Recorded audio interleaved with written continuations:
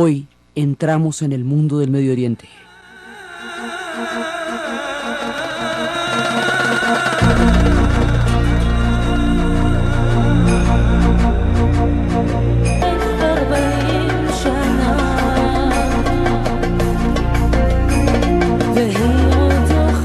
Buenas. Hoy vamos a entrar en un universo complejo, maravilloso, lleno de importancia histórica, lleno de aportes a todo nuestro proceso de lo que hoy llamamos culturas y de lo que hoy llamamos civilizaciones. Es un territorio que se encuentra en un profundo conflicto en este momento y los peligros históricos que se ciernen sobre él son enormes. Pero cuando los pueblos están en conflictos, suelen verse solamente sus diferencias, sus conflictos y sus contradicciones y sus asperezas, y suelen dejarse de lado sus magnificencias, sus importancias, sus alegrías, sus culturas y sus civilizaciones, como si solo el conflicto protagonizara la existencia humana. Es una parte de la vida, pero no es la vida misma.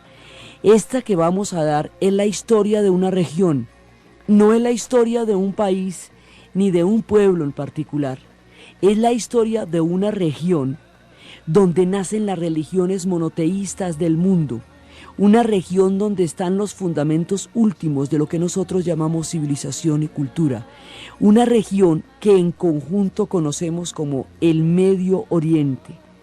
Estamos entrando en un capítulo gigantesco y complejo, atravesado por toda clase de circunstancias, desde la Biblia, pasando por el Corán, por el petróleo, por los pozos de agua, por la magnificencia de Lawrence, de Arabia, por toda la cantidad de situaciones que han atravesado estos pueblos, pueblos muy antiguos, registrados en la historia desde hace más de 4000 años antes de Cristo, pueblos que inventaron la escritura con las tablillas cuneiformes, pueblos donde se descubrió la primera leyenda en la historia de la civilización humana, escrita alguna vez, que es la leyenda de Gilgamesh y la búsqueda de la inmortalidad. E inclusive hemos clasificado entre historia y prehistoria el momento en que el hombre da el salto hacia la escritura y es capaz de consignar por escrito aquello que ha vivido y de esa manera formar un legado que las civilizaciones futuras puedan tomar como referencia del testimonio del paso de ese pueblo por la historia. Ese proceso lo hacen aquí la gente del Medio Oriente con las tablillas cuneiformes. Esto tiene una serie de ejes, porque el Medio Oriente es Mesopotamia, que es el país de los dos ríos, el Tigris y el Éufrates, hoy llamado Irak. Es también la Palestina, ese valle que queda entre el valle del río Jordán y el Mediterráneo, en Canaán, son las tierras de Canaán, son las montañas de Arat, el primer monte Ararat donde se detuvo el arca de Noé, donde está la primera referencia bíblica y además donde es la montaña sagrada. Es uno de los montes más importantes, queda en el límite entre lo que hoy es Turquía, lo que hoy es Armenia y lo que hoy es Irán. Ese primer monte es uno de los montes más importantes en la historia de ellos. Unos le dicen el monte del dolor, otros le dicen, es un monte absolutamente poderoso que todos reivindican como sagrado. Y ahí es donde empiezan parte de los relatos. Los turcos lo llaman el Monte del Dolor, los kurdos, porque ahí queda el Kurdistán también, parte del Kurdistán, lo llaman el Monte del Fuego. Es ese monte Ararat donde primero encontramos que tiene 5.137 metros de altura, donde se posó el arca y donde van apareciendo las leyendas. En todas estas historias nos aparecerán los patriarcas, nos aparecerán los grandes conductores de pueblos, veremos las ciudades donde están enterrados Sara y Abraham e Isaac. Veremos los puntos donde el profeta descansó y donde el profeta dijo, veremos los sigurats en adoración a los dioses, veremos a Baal, veremos a los grandes dioses y las grandes ciudades, Babil, que sería la Babilonia. Todos estos Estos territorios y estas referencias van a llegar a nosotros a través de una serie por los desiertos. El clima ahora es el desierto, son esas arenas, las tormentas de arena, estaremos buscando los pozos de agua, veremos los fértiles valles del Tigris y el Éufrates, la única región irrigada, y por eso media luna fértil en las tierras de los desiertos. Veremos también cómo colindan con la historia de los egipcios, que teniendo una civilización totalmente aparte, va a entrar en conjunción con este mundo, porque algunos factores la unirán a él, como será el Islam y como será en un momento dado las diferentes expansiones. Lo que vamos a narrar es tan fascinante, tan misterioso, tan complejo, que ha rodeado durante siglos nuestro referente de lo sagrado. Son los territorios del Medio Oriente. Pero entonces, cuando decimos Medio Oriente, y los estamos invitando y les estamos diciendo bienvenidos al Medio Oriente, donde nos vamos a instalar en el relato después de haber atravesado la gigantesca India de la mano de Krishna, de Vishnu y de Rama. Ahora nos vamos para las tierras de Mahoma, para las tierras del profeta, para las tierras de Yahvé, para las tierras donde nacen las grandes religiones monoteístas actuales. Cuando decimos Medio Oriente, decimos con respecto a qué.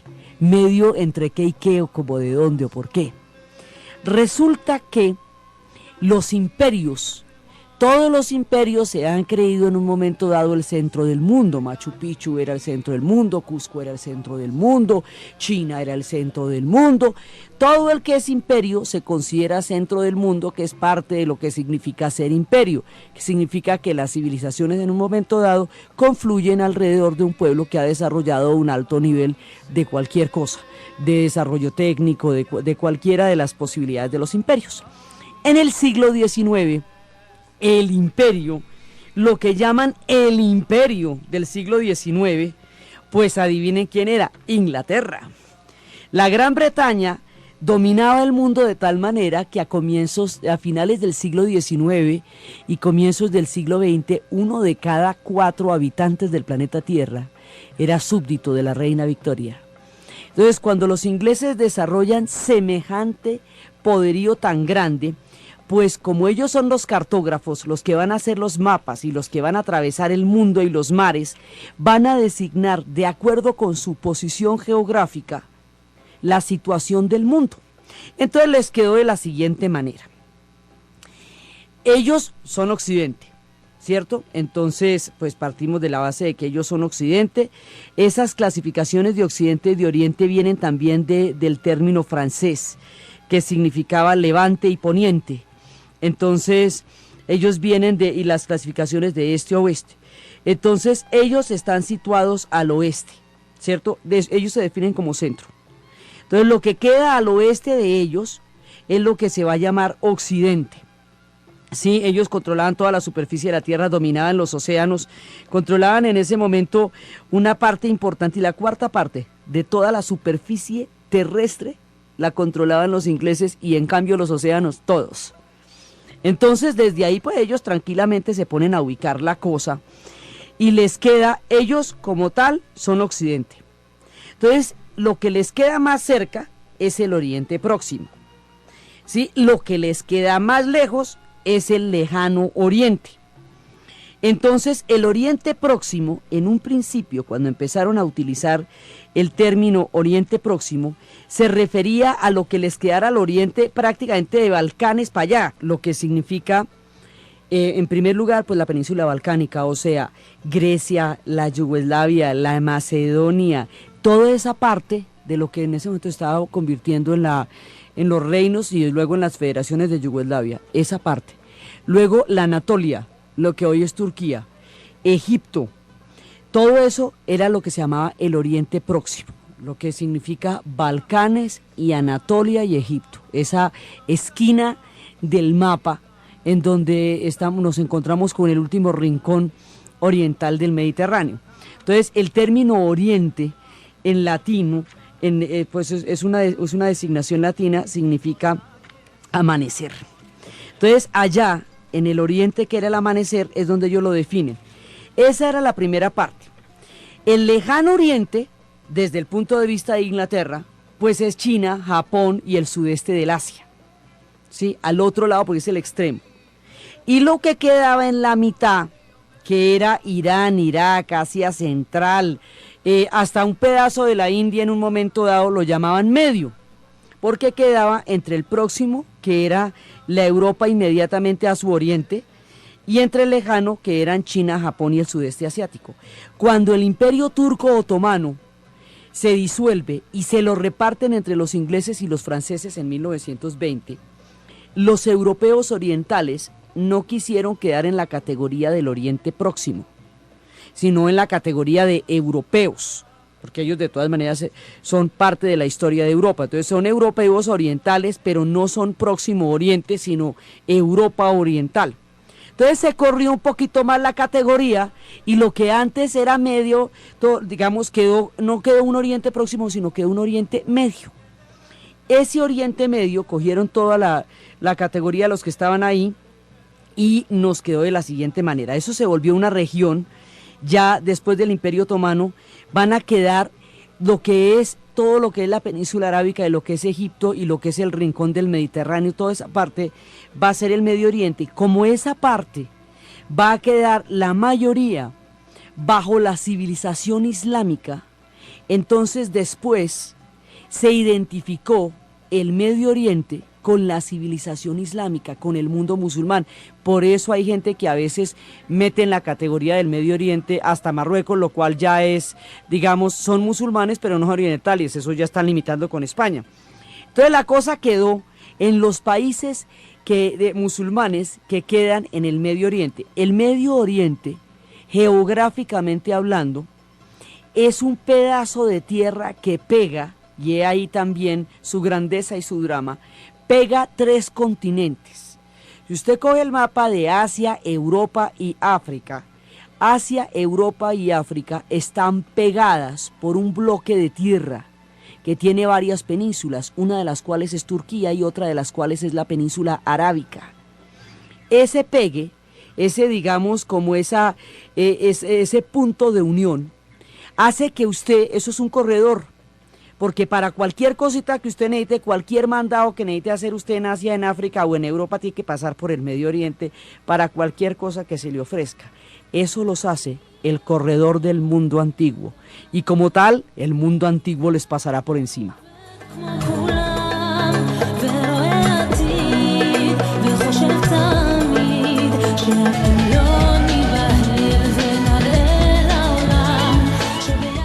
Actualmente, después de toda la cantidad de cosas que les han pasado, porque estos pueblos generaron los primeros imperios, esos imperios se sucedieron unos a otros, compartieron una cantidad de historias comunes, son pueblos de orígenes diferentes, de razas diferentes, pero que quedaron montados en una historia común. Actualmente, lo que llamamos Medio Oriente como tal, comprende los países que en este momento se llaman Irán, Irak, Israel, Jordania, Kuwait, Líbano, Omán, Qatar, Bahrein, Siria y Yemen. Eso básicamente es lo que llamamos Medio Oriente en la actualidad. Es decir, nos va a llegar hasta la parte de Irán, que ya Irán es el punto de contacto entre el Medio Oriente y el Asia Central. Pero nos va a arrancar es en la esquina del Mediterráneo, y esa es la que nos va a dar toda la parte del Medio Oriente. Entonces, ahí, de ese combo que hoy llamamos Medio Oriente, los iraníes, los persas, no son árabes. Ellos no son árabes, ellos no son semitas, ellos no hablan árabe. Ellos son parsúas, ellos hablan la lengua farsi. Ellos son adoradores de Zoroastro, ellos vienen de otro tiempo histórico y vienen de la meseta, de la gran meseta irania. Ellos vienen de los arios, son completamente distintos a todo el combo, sino que están en esa región. Y ahí fueron un imperio tan grande, tan grande, tan grande, que en un momento unificaron toda la antigüedad, es decir, todos los países antes mencionados, hasta llegar a la India, pertenecieron al imperio persa en un momento de su historia, porque durante 200 años el imperio persa se extendió hacia la India por el oriente y hasta Grecia por el occidente. Entonces, pues todos formaron parte de él en algún momento. Cada uno de estos pueblos, Arabia Saudita, Bahrein, Emirates Árabes Unidos, todos esos pueblos forman parte del Medio Oriente y además de las regiones autónomas actualmente Cisjordania y la Franja de Gaza, que son, digamos, la autonomía palestina, todo eso es Medio Oriente, desde Arabia Saudita, desde Bahrein, desde los Emiratos, desde Irán, todo eso es el Medio Oriente. Entonces, esos pueblos tienen diferentes orígenes históricos y tienen diferentes tiempos de aparición en la tierra. De esos pueblos, por ejemplo, los más antiguos son lo que corresponde a Irak, porque Irak, que es el país de los dos ríos, ahí quedan el Tigris y el Éufrates, y entre el Tigris y el Éufrates apareció la primera de las más antiguas civilizaciones hasta ahora conocidas. Hay que recordar siempre, cuando estamos hablando de la remota antigüedad, que el remoto pasado, tanto como el futuro, es provisional, que siempre puede aparecer un hueso, una vasija, una tinaja o un medallón 4000 años más viejo de lo que pensábamos y desvirtuar las teorías que hasta el momento conocemos. Entonces, siempre, todo dato arqueológico es provisional, porque es así hasta que no aparezca otro que nos dé información diferente a la registrada. Hasta donde sabemos, la primera civilización es Sumeria, y Sumeria queda ahí en el valle, en el país de los dos ríos. Entonces, estos dos ríos, que son el Tigris y el Éufrates, nacen en Turquía y se van adentrando por todo el territorio y van a desembocar en el Golfo Pérsico. Entonces, ahí esos dos ríos que vienen, el río, la palabra Éufrates fue designada por los griegos y significa delicia, porque era una delicia encontrar ese río tan bonito después de que usted lleva atravesando el qué desierto y llega y se encuentra un río todo fértil y todo hermoso, pues la delicia, el Éufrates, ¿sí? Todos los nombres, la mayoría de los nombres que vamos a ver son griegos. Los griegos llamaron al mundo, lo bautizaron y le pusieron como ellos dicen que el mundo se llama. Entonces, ese es el Éufrates. El Tigris significa tigre porque es rapidísimo, eso tiene unos rápidos y hay unas partes que no son navegables precisamente por la velocidad. Entonces lo llamaron el Tigre, pero también hay nombres persas. El nombre persa para Éufrates es Ufratos, que significa río ancho, y el nombre persa para Tigris es también Tigris, pero significa flecha. Entonces allá surge Sinar, Sumer es como la conocemos, es ya la desembocadura, y entre el Tigris y el Éufrates, y en la Biblia la conocemos como Shinar. Esa es la primera civilización de todas, es la primera, es Sumeria, y ahí estamos hablando más o menos, porque siempre toda arqueología es provisional, de año 4000 antes de Cristo. Después de esa ciudad y después de esa gran civilización de la que hablaremos en su tiempo cuando contemos las historias de Gilgamesh, cómo la descubrieron y qué se sabe de ella, después de esa va a venir otra ciudad que va a ser una ciudad importantísima durante 2500 años. Esa ciudad se llamaría Babil, que significa puerta de Dios. Los judíos llamaron a esa ciudad Babel y los griegos la llamaron Babilón y se conoció como Babilonia, y esa fue una ciudad muy poderosa durante 2500 años, también en el valle del Tigris y el Éufrates. En el valle del Tigris y el Éufrates, las civilizaciones se suceden unas a otras. Los imperios van pasando unos sobre otros, porque como es la única región fértil de todo el desierto que la rodea, entonces todo el mundo se peleó esa zona. Y por eso los imperios no duraban mucho tiempo, porque otros pueblos se fortalecían, se convertían a su vez en imperios, sometían a estos y los otros volvían y se recuperaban y les pasaban por encima y así. Entonces el tiempo de duración de esos imperios es discontinuo, porque otros van llegando y se van montando por encima de esos imperios. Entonces allá es donde nacen absolutamente todos y los focos de civilización van surgiendo alrededor de los ríos. Entonces los focos de civilización están básicamente alrededor del Tigris y el Éufrates, alrededor del río Amarillo en la China, alrededor del Ganges en la India, alrededor del Nilo en Egipto. Es, digamos, donde van surgiendo los focos de las civilizaciones del mundo antiguo, como nosotros sabemos de él hasta ahora. Estos dos ríos van a generar una tierra muy fértil, y esa tierra muy fértil se va a llamar entre dos ríos, porque es donde está situada. Los griegos la designaron Mesopotamia, porque significa en la mitad, meso, de los pótamos, de los ríos. Entonces, en la mitad de estos dos ríos es que está Sumer. De Sumer sabemos desde el año 4000 hasta el año 2000, más o menos en que se desvanece. Y desde el año 2000 es que sabemos de Babil, que es la Babilonia, que va a ser durante 2500 años la ciudad más importante, aún hasta los tiempos en que los herederos de Alejandro Magno llegan a esa región, y ya entonces se desvanecía en el mar de los tiempos, pero durante 2500 años esa fue la ciudad. Como la Babilonia era un síntoma de, digamos, significa en las acepciones que la cultura tiene de ella, significaba una mezcla de progreso, civilización, corrupción, vicios, placeres. Está asociada a una forma de vivir frenética y rapaz, en la cual se daba un desenfreno casi loco. Es como como se tiene una imagen de Babilonia. Hoy por hoy, los rastafaris, la gente que viene de las religiones de Etiopía y de Jamaica, se refiere a los centros de civilización occidental, a las grandes capitales del mundo financiero e industrial de la actualidad como la Babilón. Por eso la llaman la Babilón en sus canciones, por eso Bob Marley se refiere a ellas como la Babilón, o Mano Negra llamaba un disco Casa Babilonia, por eso. Porque hoy por hoy los grandes centros como Londres, como París, como Nueva York, para ellos son la Babilonia, porque ellos se sienten en las afueras de lo que hoy son los mundos industriales. Es una ciudad mítica, porque queda metida en la historia, como la acepción de muchas formas de entender la civilización, tanto desde su grandeza como desde sus miserias. Desde una u otra manera se refieren a ella como la Babilón, la Babilonia. Entonces, esto sucede en el país de los dos ríos, en la Mesopotamia. Y ahí van surgiendo los imperios, se suceden unos a otros.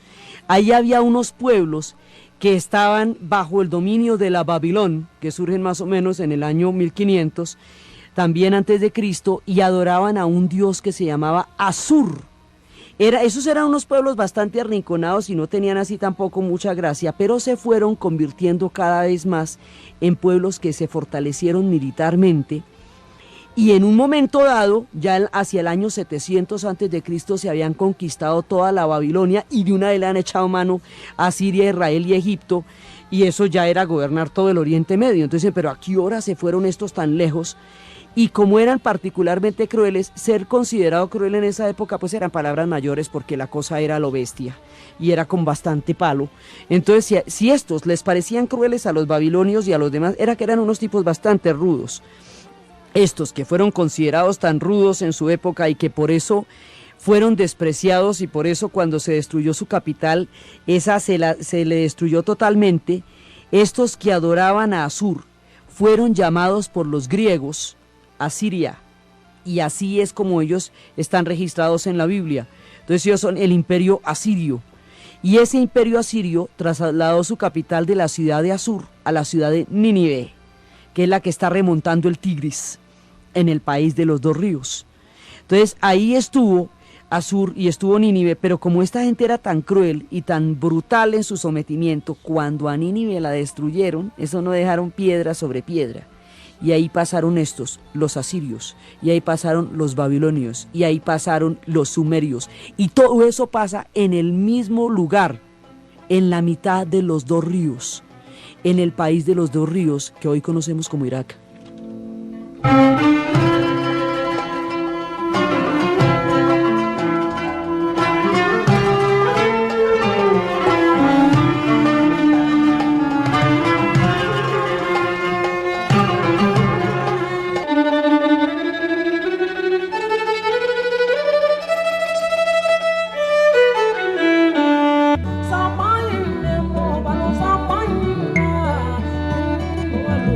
Al oriente de la Mesopotamia, proveniente de una meseta grandísima que queda al oriente, hacia parte al oriente y hacia el norte, hay un pueblo muy antiguo que es el pueblo de los iranios.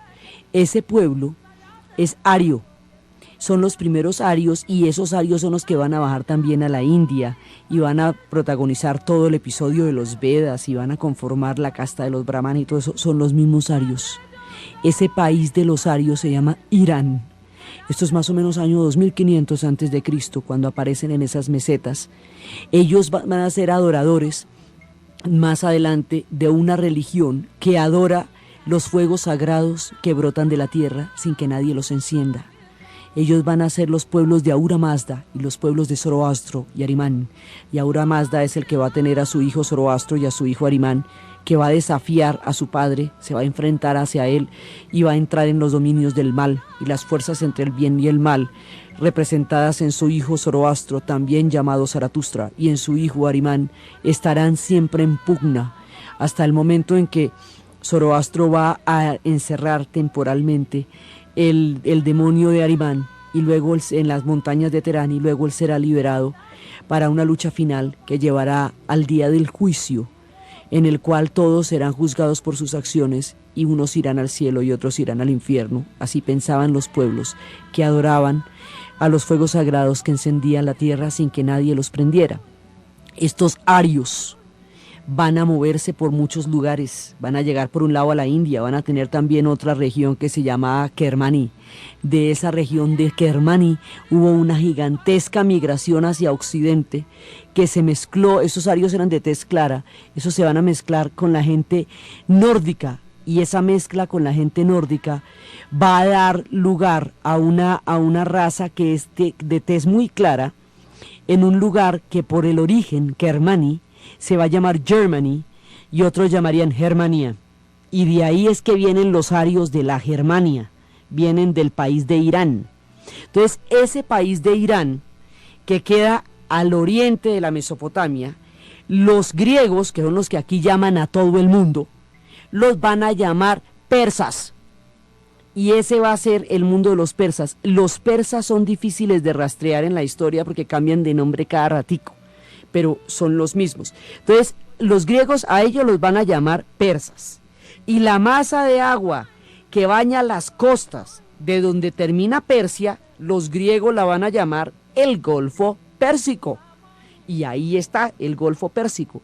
Entonces, los iranios, que significa ario, sí, con lo cual ellos se designan a sí mismos, ellos se conocen a sí mismos como iranios, como arios desde el principio de los tiempos. Son los griegos los que los van a llamar persas, y ellos a esa región la llaman fars, y el idioma que ellos hablan lo llaman farsí. Estos pueblos no son semitas, es decir, no participan del tronco común de los pueblos árabes y judíos que son semitas. Esta gente no es semita, esta gente es elamita, viene de otro combo completamente diferente y habla otra lengua que la lengua farsí. Entonces, ellos van a crear un mundo completo y ellos inclusive ellos van a tener una ciudad maravillosa que es la ciudad de los persas, que se va a llamar pues Persépolis porque es la ciudad de los persas. Estos tipos se llaman de manera muy distinta, pero también se van a llamar partos y también se van a llamar medas. Y cuando se enfrentaron a los griegos, como se llamaban medas, los griegos los llamaron las guerras médicas. Y cuando se enfrentaron a los romanos, entonces ellos se llamaban partos. Y así se van a llamar iranios, se van a llamar persas, se van a llamar partos, se van a llamar sasánidas, se van a llamar aqueménidas, se van a llamar iraníes, pero son el mismo combo y están en el mismo lugar desde el principio de los tiempos. Entonces, esta gente llegó a desarrollar un imperio tan poderoso que todo el resto del Oriente Medio fue parte del imperio de ellos. Entonces, en un momento dado, hacia los límites del final de lo que llamamos nosotros la Edad Antigua, o lo que llaman en Occidente la Edad Antigua, esta gente se va a hacer al combo mayor. Entonces el imperio persa va a pasar por todos lados, va a pasar desde un pedazo de Egipto, va a pasar en las épocas de Ciro y de Alejandro, que son las épocas de los aqueménides, porque era la dinastía aqueménida la que se llamaban ellos. En ese momento, que son más o menos del año 539, que es la época de Ciro, y el año 332, que es la época ya cuando va a llegar por último Alejandro, porque a esto les va a poner el tate quieto solamente Alejandro.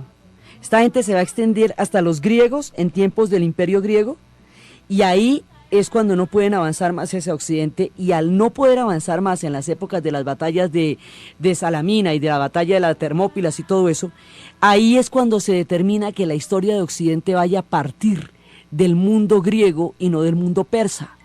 Entonces la historia de Oriente va a partir del mundo persa, y los persas van a ser una civilización matriz, es decir, una de esas civilizaciones de donde se desprenden todas las demás.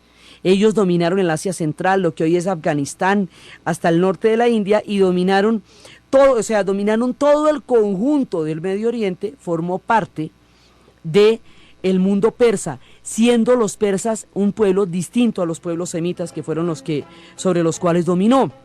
Entonces, como dominaron todo el Medio Oriente, pues esta gente también reinó sobre Mesopotamia, y al reinar sobre Mesopotamia le pusieron sus propios nombres a la Mesopotamia.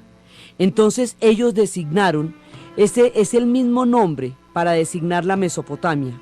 Uno le dice en farsí, esa región ellos la llamaron por un lado Irán y por otro lado la llamaron Irak, que es el mismo vocablo, realmente significa lo mismo. Entonces la historia partiría estos caminos, porque luego estos pueblos que fueron tan grandes el imperio persa sobrevivió hasta la época en que Alejandro llega, y Alejandro avanza sobre toda Persia y se enamora de Persia, y después destruye Persépolis y hace hasta para vender, y luego cuando él se va es cuando él muere, es cuando sus generales se van a repartir el imperio de Alejandro. Entonces al que le tocó la Mesopotamia, ese tipo se llamaba Seleuco, y esa parte se llama el Imperio Seleucida por el general descendiente de Alejandro, que estuvo gobernando en la región de Persia y de Mesopotamia, después de la muerte de Alejandro.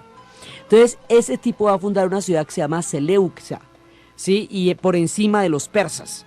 A los persas eso les va a caer re mal, porque era el símbolo de que estaban siendo dominados por los griegos, lo cual a ellos siempre les parecía una jartera muy grande, porque ellos eran una civilización igual de tenaz a la de los griegos, y les daba una jartera muy grande que los fueran a dominar.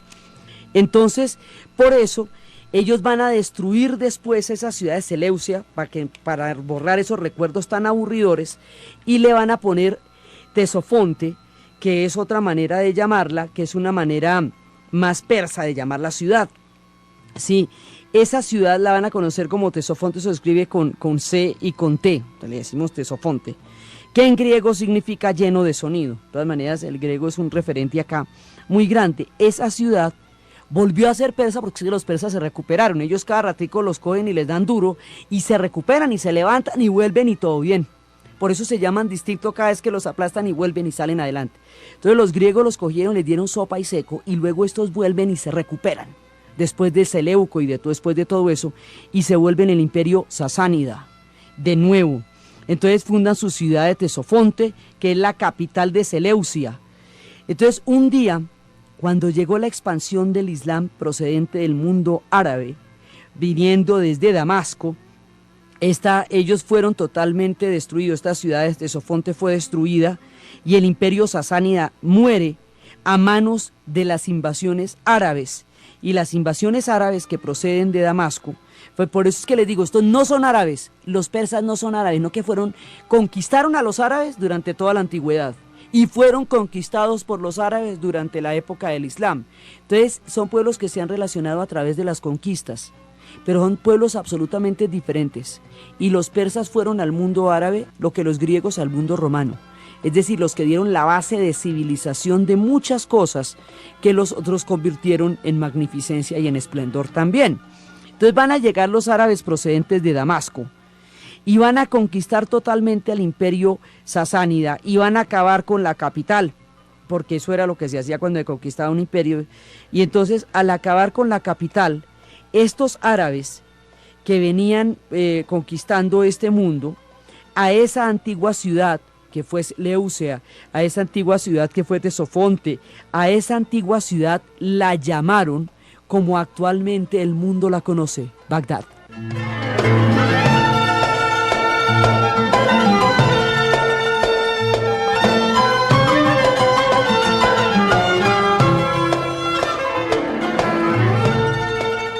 Persas fue como le dijeron los griegos a los iranios, y los iranios a la palabra Persia le decían Irán, era digamos invertido, y más adelante un dialecto también venido del persa, del farsí, le decía a esa misma zona, y a la palabra persa le decía Irak. Entonces, lo que en un momento dado fue una región conocida como Persia Mesopotamia, hoy por hoy es Irak.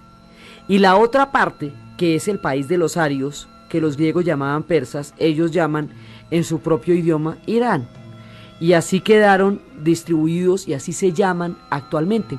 Entonces, en total, esto es un montón de combo que van haciendo en tiempos diferentes y van haciendo en regiones diferentes. Entonces, por un lado está la gente de la Mesopotamia, que son asirios, acadios, sumerios, que son persas, que son babilonios, que es todo ese combo de ahí y que es como los griegos los van a ir ya llamando. Por otro lado, vienen unas civilizaciones que nacen un poco después, que ya nacen hacia el año 1900 antes de Cristo, que están en la región de Israel y en la región de Judea. Sí, entonces en la parte del norte le llamaban Israel y Judea, que también son pueblos de allá. Hay otros pueblos que son los pueblos de Aram, y que de esos pueblos de Aram había una parte que se llamaba los Suris. Por los Suris, al pueblo de Aram, los griegos ya bautizaron Siria. Entonces también van naciendo los sirios, y van apareciendo también otros pueblos que son los fenicios, que están en esa zona, que llamarían Canaán. Entonces aquí hay una cantidad de pueblos que van naciendo en diferentes épocas. Van naciendo los persas, los judíos. Ahora, cuando estamos hablando de la antigüedad, hablamos de israelitas, hablamos de sauditas. Y cuando estamos hablando de la actualidad, hablamos de saudíes y hablamos de israelíes. En la antigüedad, o sea, en estas épocas que estamos describiendo decimos israelitas, hoy se dice israelí. En esa época decíamos sauditas, hoy decimos saudí. Es la diferencia entre la antigüedad y la modernidad. Todos estos pueblos que nacieron en épocas distintas van a dar lugar a las religiones monoteístas, porque es en estas tierras donde están las referencias bíblicas del pueblo de Abraham. Pero el pueblo de Abraham lo reivindican tanto los árabes como los judíos, porque para los judíos Abraham es el padre de Isaac, hijo de Sara, a través de la cual viene la descendencia de los patriarcas por Abraham, Isaac y Jacob. Y desde los árabes, Abraham es el padre de Ismael a través de su esclava Agar. Ismael es el padre de los pueblos árabes. Entonces, Arab significa desierto. De ahí viene Arabia, del desierto. Entonces, ambos dicen, desde el punto de vista de los judíos, Yahvé le dijo a Abraham que él dejaría la tierra de sus padres. La tierra de sus padres la ubican en Ur, en Caldea, en Mesopotamia, en la media luna fértil, que él dejaría la tierra de sus padres y iría a la Palestina, a la tierra prometida, y tendría una descendencia tan numerosa como las arenas del desierto. Y desde los árabes, Alá le dice lo mismo. Entonces, él es el padre fundador de los dos, y a través de su esclava Agar, porque su esposa Sara no podía tener hijos, entonces tuvo un hijo con su esclava Agar, que es Ismael. Y después de que Ismael nació, Sara quedó embarazada. Unos hombres vinieron y anunciaron el embarazo de Sara, pero ella no podía creerlo porque ya estaba pasada de edad. Sin embargo, se hizo sobre ella el milagro y va a nacer Isaac. Y por ahí viene la descendencia judía. Todos estos pueblos, los árabes y los judíos, vienen, según las historias, en la 8ª generación vendría Noé. Y Noé es el que va a contar la historia del arca, y el arca es la que se va a detener sobre el monte Ararat, que es el que queda en los límites de lo que hoy es Turquía, Armenia e Irán, y que es el monte sagrado. Allá estaba el monte Ararat. Entonces resulta que en ese momento Noé, es la famosa historia, él tenía 3 hijos, Cam, Sem y Jafet, y cuentan que una noche Noé se emborrachó y se la amarró. Y entonces 2 hijos se burlaron de él y que estaban completamente, no hicieron sino burlarse de él, y uno de ellos se solidarizó con él y fue chévere con él. El que se solidarizó, él entendió esa solidaridad como algo muy valioso y a él le dio la descendencia. El que se solidariza con él es Sem, y los que vienen de ahí son semitas. Como es el tronco común de Abraham, esta es la 8ª generación desde Adán, ¿sí? Desde Adán, que es el que reconocen ambos también, digamos, el tronco árabe y el tronco judío es el mismo desde los comienzos y luego se parte. Entonces, en la 8ª generación desde Adán, que es cuando aparece Noé, uno de sus hijos va a tener la descendencia, es Sem. Los pueblos que vienen de Sem son semitas. Árabes y judíos tienen el tronco común de ser semitas, y árabes y judíos se reivindican como descendientes de Abraham. Los árabes a través de Agar e Ismael, los judíos a través de Sara e Isaac, tienen troncos comunes, son hermanos y sus lenguas son muy parecidas. Entonces, todos estos pueblos van a aparecer en diferentes tiempos y en diferentes geografías, pero los van a unir diferentes cosas en la historia. Por ejemplo, cuando el imperio persa se extiende sobre todo el Congo, entonces todo el mundo va a formar parte del imperio persa, aunque sean pueblos distintos, y aunque hablen otras lenguas, y aunque estén ahí antes o después de los persas, igual los persas les pasan por encima porque ellos van a ser los duros de la antigüedad.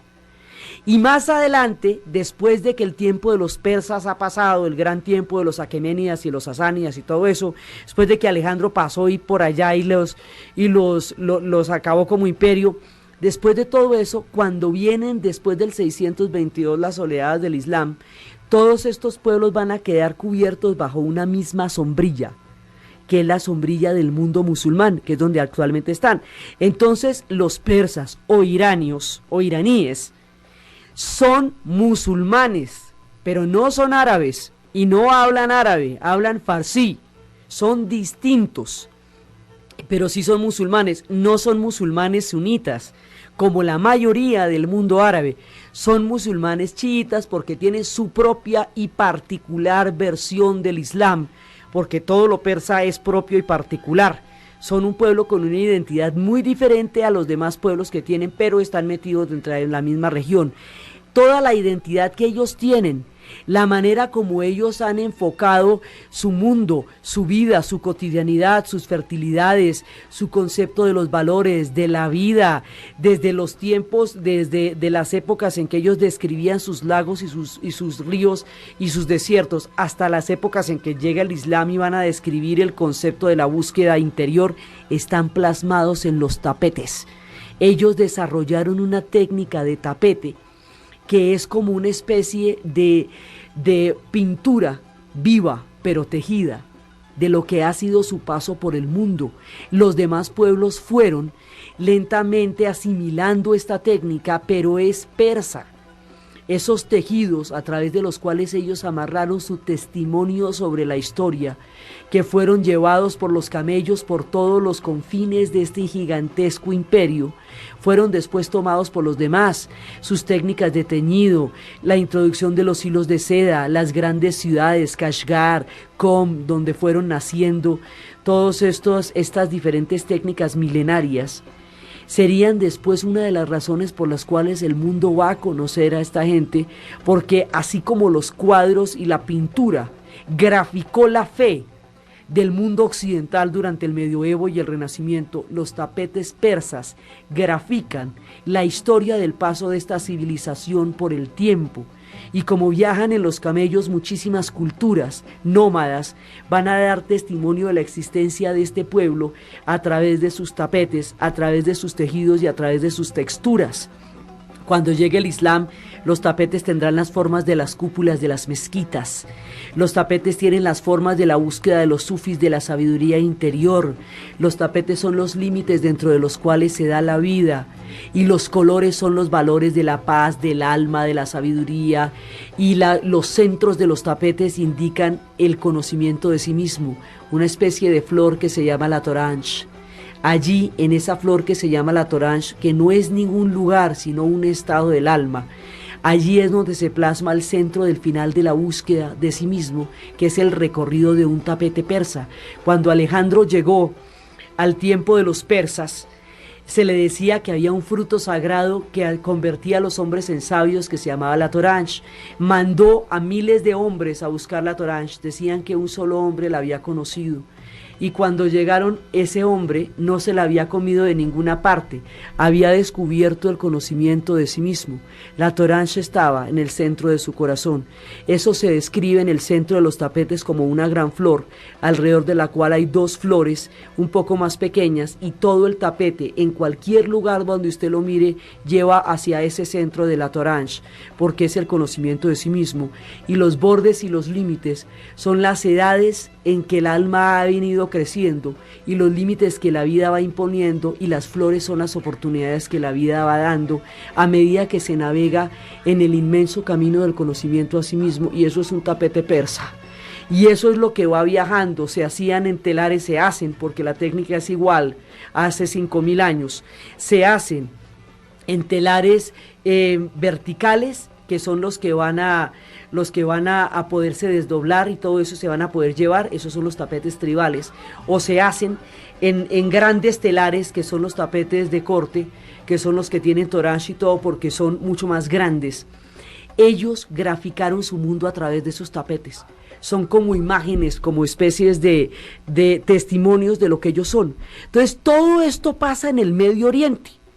Pasan todas estas cosas, vuelan los tapetes en alfombras, viene Abraham y viene Isaac y viene Jacob, viene Ismael y es padre de los árabes, vienen los cananeos, vienen los fenicios, y de los fenicios también se hablaba de la leyenda del ave fénix, vienen los pueblos de la Palestina en lo que se llama Canaán, vienen los pueblos iranios, vienen los acadios, los sumerios, los asirios, vienen los testimonios de la civilización humana, vienen las tablillas cuneiformes, viene el primer código ético, el código de Hammurabi, que es el primero que sienta las bases de un concepto de codificación social.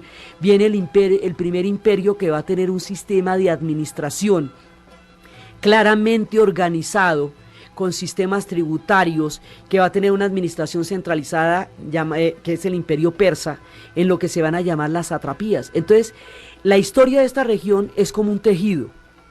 Aunque cada uno venga de un color y una fuente distinta, van a quedar tejidos sobre un mismo tapiz.